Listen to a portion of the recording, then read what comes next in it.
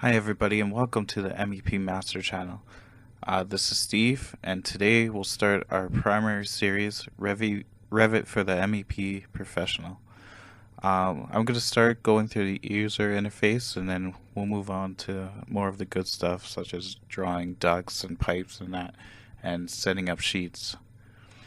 So let's get started. As you can see, I'm using Revit 2017. So if you're using anything other than this, their user interface might look a little bit different.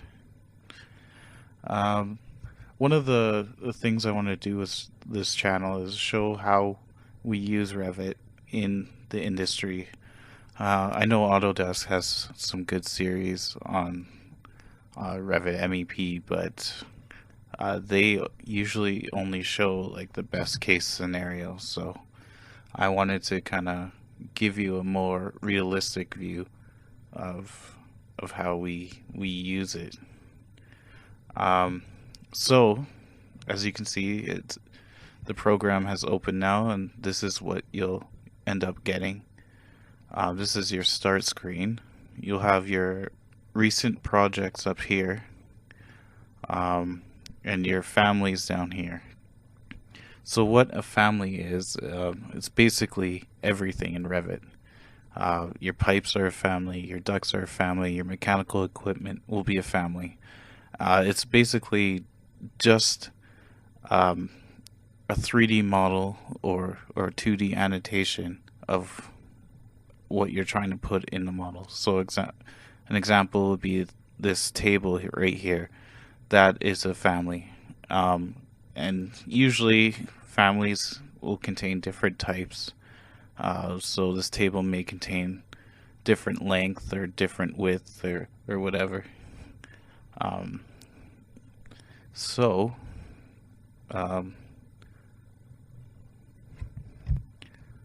these will be your templates up here. You'll have these are just the pre-made ones that came with Revit. And we won't worry too much about them right now. I might get into them a little bit later, but for now let's just open this sample architectural project, and you should have this in your Revit. It's preloaded when you install it. So this is the first page that comes up. You can set the default page under one of the options, and I might show you that later, but for now let's just take a look at what we got here. I believe this is a sheet view. So this will be a view of what you actually plot when you get your drafting done, and I'll go over that a little bit later as well. But for now, this is your workspace here. This will be your primary area of where you do most of your editing and most of your changes. On the left hand side, we got your properties up here, and they just contain all your different parameters for this sheet. If we click on this, this is a title block here, but if we click on it, you can see that this has changed to reflect the title block, and it'll have your different parameters here that you can edit. Down here is your project browser, and this is basically everything we have loaded into this project right now.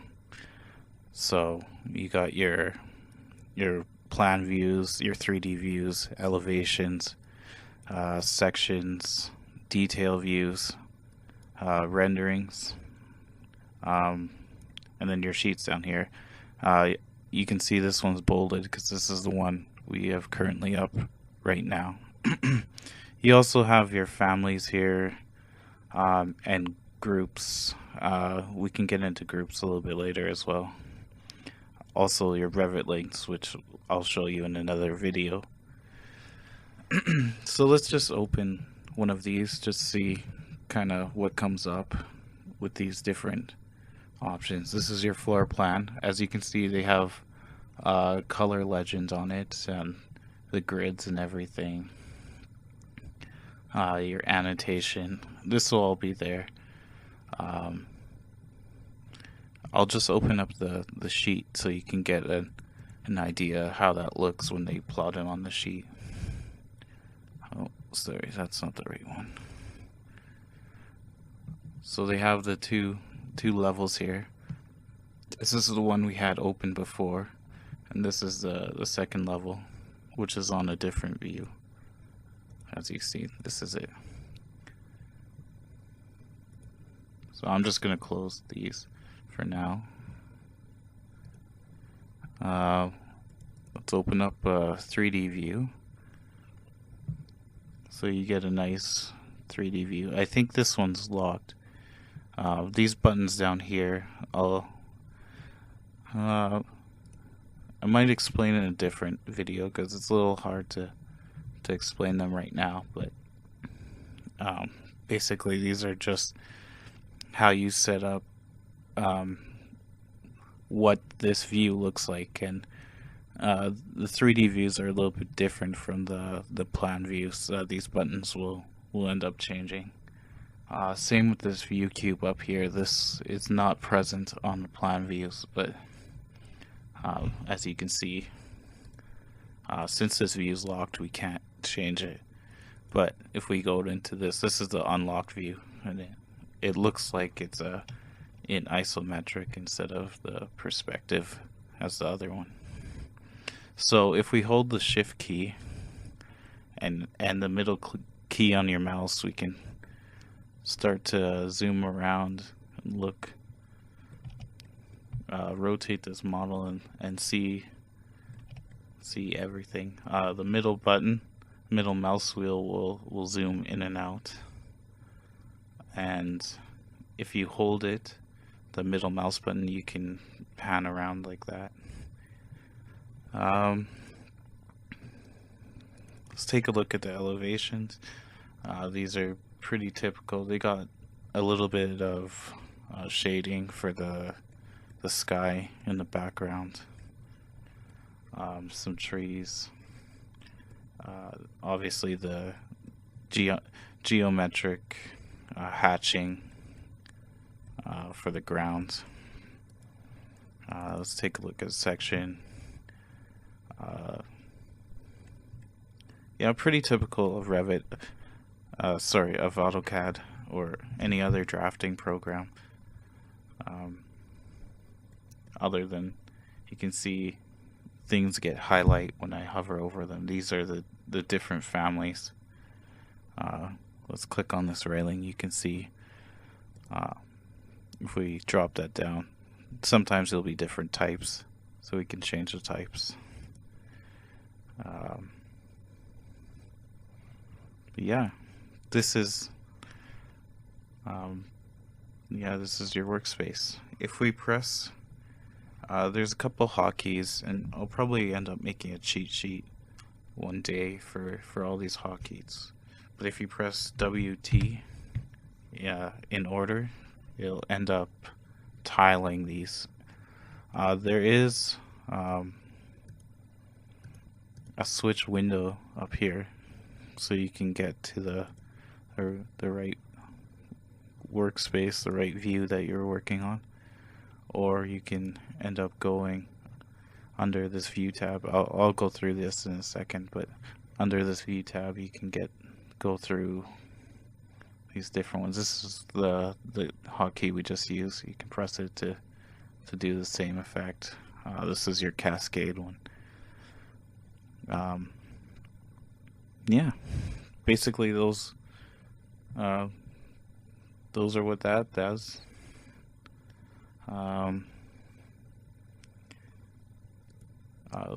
Let's go through this toolbar a little bit. Up here is your toolbar. You have the different tabs. Let's just start off with the architecture. If you don't have the full version, if you have Revit MEP or Revit Structure, some of these tabs won't be there. So I have the full one, so the architecture tab is present, and basically all these are your walls, doors, windows. These are pretty self-explanatory. I'm not going to go through these. One thing that you might, I can't remember if it is present in the Revit MEP, but is this room function.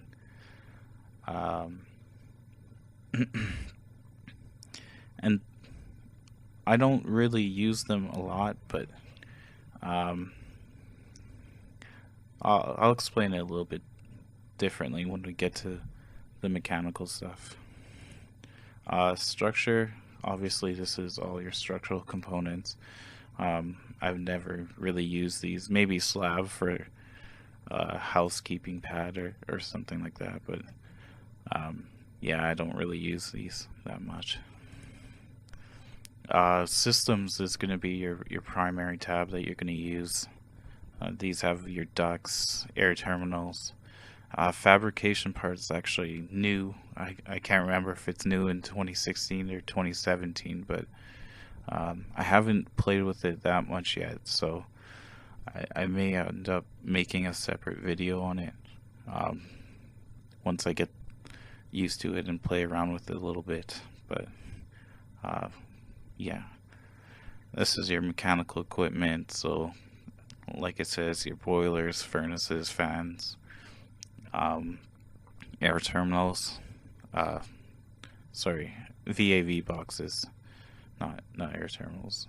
These are like your diffusers and grills. What else is in there? Hot water tanks. Yeah, everything that you would use in mechanical equipment will be there. Pipes, pretty self-explanatory. Placeholders, we'll go through that a little bit probably in another video. Parallel pipes are useful if you want to draw pipes in parallel. I'll show you that when we do the pipes video. Pipe fittings, your T's, your Y's, etc. We'll go through that later too. Pipes accessories, these are your valves and your strainers and pumps.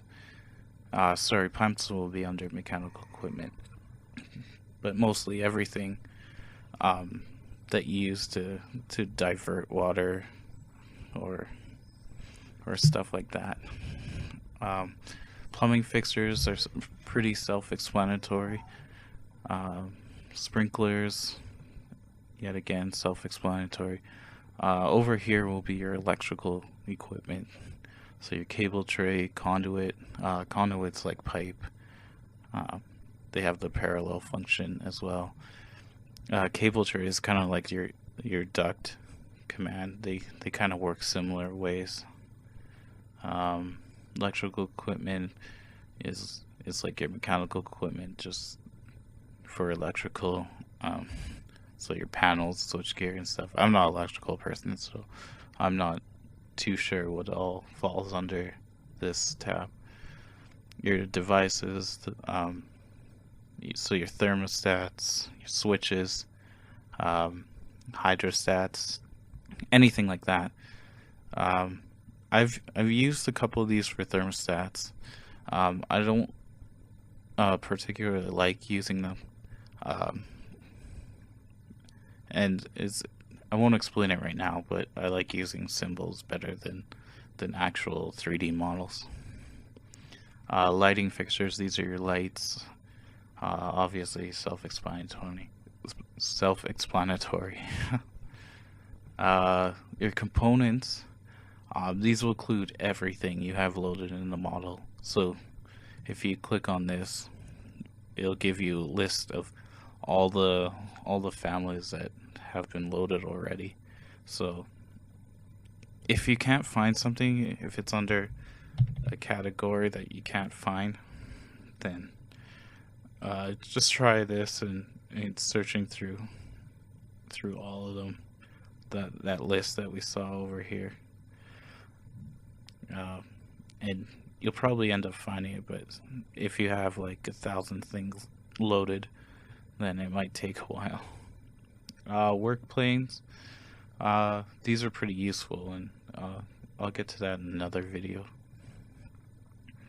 So under this tab is your insert tab, and we'll just go through these quickly. So link Revit. This is useful for linking another model in, which is typical of what we do in industry. So you won't usually have a combined model. Usually the architectural model you'll be given, and then you'll link in to the mechanical model, and then you'll do all your mechanical work in your own model. Kind of like AutoCAD, if you're familiar with XREFs. They work kind of the same concept at least. IFC, I haven't really used that much, or at all actually. I don't know what files you use in IFC. Maybe some point clouds in that. I'm not too sure what you'd get in that format. CAD, this is your AutoCAD files. You can link files in, and mostly for 2D views. I have used them for floor plans if you don't have an architectural model. If they just give you a CAD, usually in the early stages when they haven't created their model yet, this is pretty useful. Even for details and schematics and stuff like that. And we can go through that later too. I haven't used this at all, but if you have markup files, I'm assuming they work the same as CAD. I haven't really used them at all. Deco, I've never used that. Point cloud, I've never used that as well, but if you get that format, you can load it into Revit separately. This button's useful. If you click it, you can get your different models that you loaded already. You can add them, you can unload them, reload them. Like I said, it's kind of the same as your XREFs in AutoCAD. Now your Annotate tab. This will contain all your dimensions, your detail lines, text, tags. So tags are basically room tags, pipe tags. Actually, pipe tags, I think. Oh no, okay. And we'll go through them when we do the annotation video, but basically this is where you find them all. Analyze, I haven't used this. This is mostly for structural, but this area, the space and zone tags are particularly useful for mechanical. I haven't used these heating and cooling loads. The calculations that Revit does are not the greatest. You're probably better off using another program such as HAP or Trace or something else to do your load calcs. I might find the article, but there's an article that someone did comparing Revit calculation with I think it was Trace, or I can't remember the exact program, but it's quite significant difference between Revit calculations and the other programs. So like I said, we don't really use a lot of these energy analysis, or I've never used. If you used it, please comment and tell me what kind of things you used it for, because I'd be generally interested in that. Color fill legend, you saw on the floor plan a color fill legend. I'll get to that in another video as well. It's useful for us for I've used it for um, duct velocities. You can color them based on their velocities or their friction. Um, yeah, it's pretty useful, and we'll go over that. This is useful for finding disconnects in your piping or your ducts. Sometimes the pipes will look like they're connected, but they aren't really. So if you press this button, you can select the different things you want to check if they're connected or not, and it'll show up with that yellow triangle on your wherever these ducts are showing or pipes. I don't know what this does. I've never used these actually, so when we get to the piping and duct systems, I might take a look and see how these buttons work. I think they might be new to Revit 2017. I'm not too sure. This massing and site I've never really used.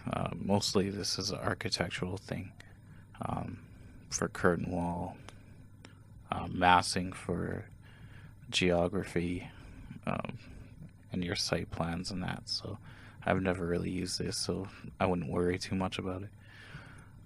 This Collaborate tab is pretty useful if you're using a shared model. And we'll go through that a little bit later as well.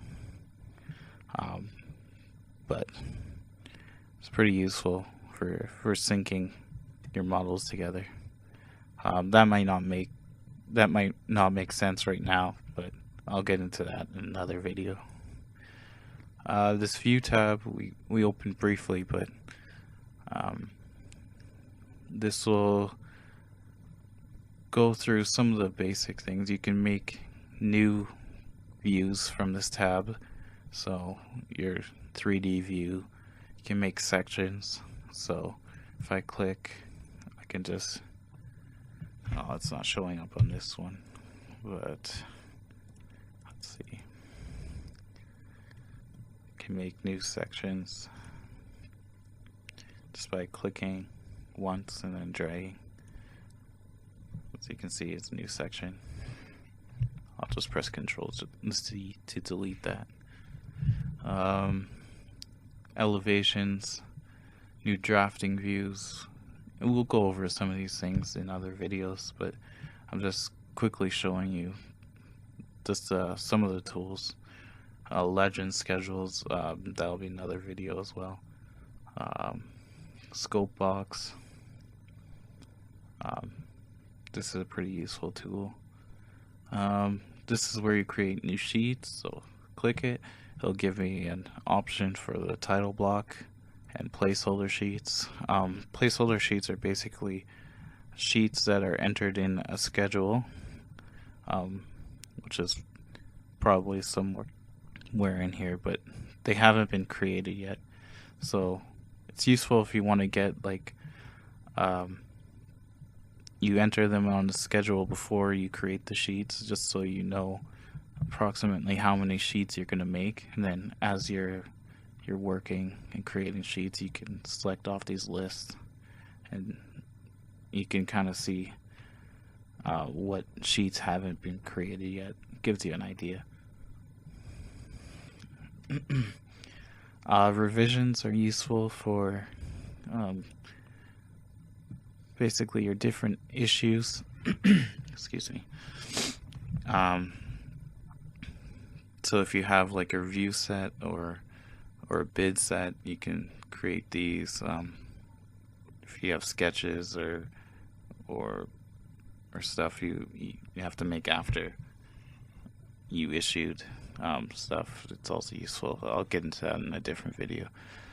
Match line, if you have broken up sheets, you can create a match line. View reference, basically just is a tag which references another view, and you can put it on. I mostly use these for, like, as you can see, the different points between the match lines. Up here is your quick access toolbar. Basically open, save. This is undo, redo, measure between two reference dimensions, tag by category, text, default 3D section, thin lines. Basically, if you click this, it doesn't make a difference on this one. It does a little bit. You can see it pretty much makes all your bold lines thin. So if you have a lot of bold lines in that, it might be useful just clicking this so you can see it a little bit better. Yeah, you can see these have changed when I did that. Anyways, this button's useful. It closes all hidden windows. So if you have this one maximized, you can hit this button and it'll close all the windows in behind it. So as you can see, there's nothing else. Basically, you can customize this as you see fit. I'm not going to go through that, but yeah. That's pretty much all. There's some buttons under here. They're useful for selecting things differently. Helps you if you have some stuff in behind that you can't really select because this thing keeps on popping up, keeps on highlighting this. You can play with these a little to see if you can get stuff behind, but I don't use them a whole lot often. Under here I probably use these select more. Actually, these are the same thing. Just realized that. So actually these are pretty useful if you can't really select something. Sometimes the architectural model kind of gets in your way, so if you need to play with these to select your mechanical elements, then they can be pretty useful. One thing I will show you right now, there's a button under here called Visibility Graphics, or VG is the short key. So if I press VG, it'll come up with your graphic overrides, and so under these you can start to filter things as you want.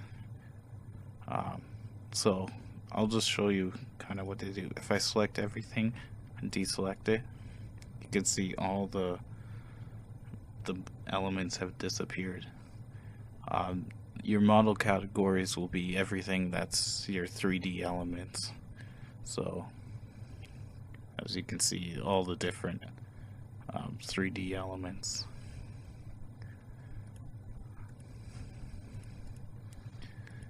These under here will be your 2D elements, so your grid lines, dimensions, room tags. So if I select all and untag them, you can see everything disappeared. That will be your 2D elements. These I haven't really used them that lot. These will be your analytical model categories. I think they're mostly for structural. Like I said, I don't really use them that often. Imported categories, these will be your point clouds or AutoCAD files, things like that. Filters, I'll get to this in another video, but they're pretty useful for view-based filters. So if you have, like, I don't know, like this table you didn't want to see, you can filter it out by family name or family type or stuff like that. Since this table is under furniture, you don't want to get rid of all the furniture because that includes like this chair or something. And I'll go through an example in another video, but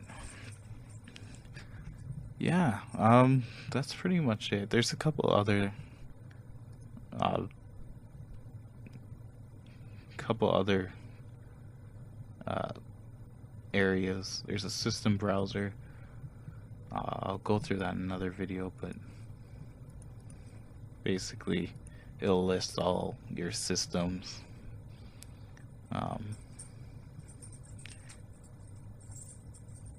And you can modify this a little bit to show information that you want to see. Like I said, I haven't played with this yet, so I might play with this, and we'll go through this in another video. But yeah, next video I think we'll do on piping, and we'll draw some pipe and connect some pipe, and I'm not sure if we'll do slope piping, because that might be a whole another video. But yeah, if you like this video, please like and subscribe to this channel for future videos.